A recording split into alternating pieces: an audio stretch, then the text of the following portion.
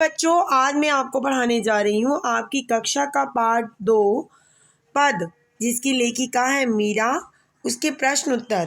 पहले पद में मीरा ने हरि से अपनी पीड़ा हरने की विनती किस प्रकार की है?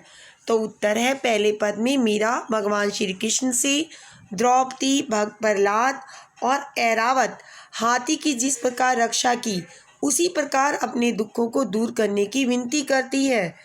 भगवान ने द्रौपदी की लाज साड़ी का कपड़ा बढ़ाकर रखी और भक्त प्रहलाद के लिए नरसिंह का रूप धारण किया और मगरमच्छों से हाथियों के राजा की रक्षा की।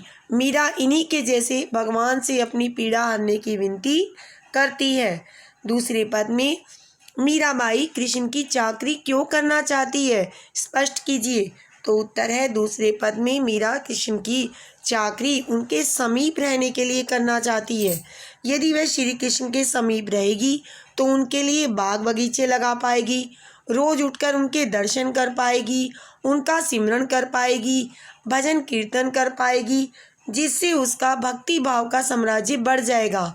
ऐसा कर वह अपना जीवन सफल बनाना चाहती है।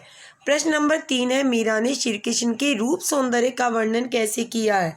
तो उत्तर है, मीरा ने श्री कृष्ण के रूप सौंदर्य का वर्णन करते हुए कहा है कि वह श्री कृष्ण जो सिर पर मोर का मुकुट धारण किए हैं, शरीर में पीले वस्त्र पहने हैं, गले में वैजंती माला धारण किए हुए हैं और हाथ में मुरली लेकर वृंदावन की गलियों में गाय चराते हैं, ऐसी श्री कृष्ण की मूर्ति बनाकर वह रखेगी।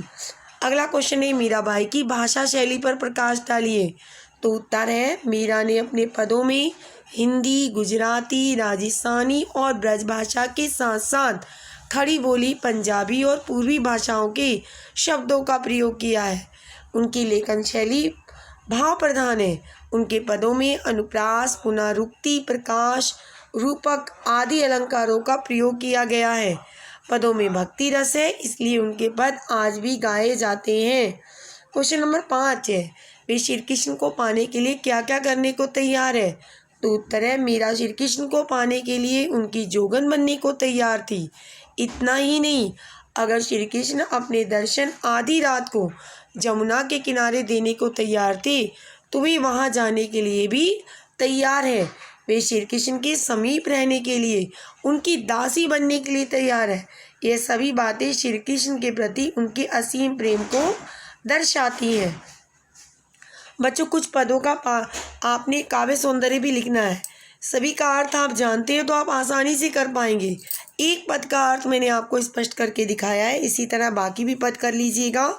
चाकरी में दर्शन पासूं, सिमरन पासूं खर्ची, भाव भक्ति जागीरी पासूं, तीनों बातें सरसी। इसका काव्य सौंदर्य, इसमें मीरा श्री कृष्ण की चाकरी करने के लिए तैयार है, क्योंकि उससे उनकी 3 बातें सच होने वाली हैं। वह अपने आराध्य के पास रह सकेगी और नित्य उनके सिमरन और दर्शन का सुख भोग सकेगी। इससे वह भक्ति भाव रूपी जागीर को प्राप्त कर सकेगी। शिल्प सौंदर्य दास्य भक्ति है, भाषा ब्रज मिश्रित राजस्थानी है, अलंकार भक्ति भाव में अनुप्रास, सिमरन पर खर्ची में रूपक अलंकार, दुकान शब्द खर्ची सरसी। और एक क्वेश्चन है इसमें कि पाठ में जो शब्द है प्रचलित रूप उनका लिखना है।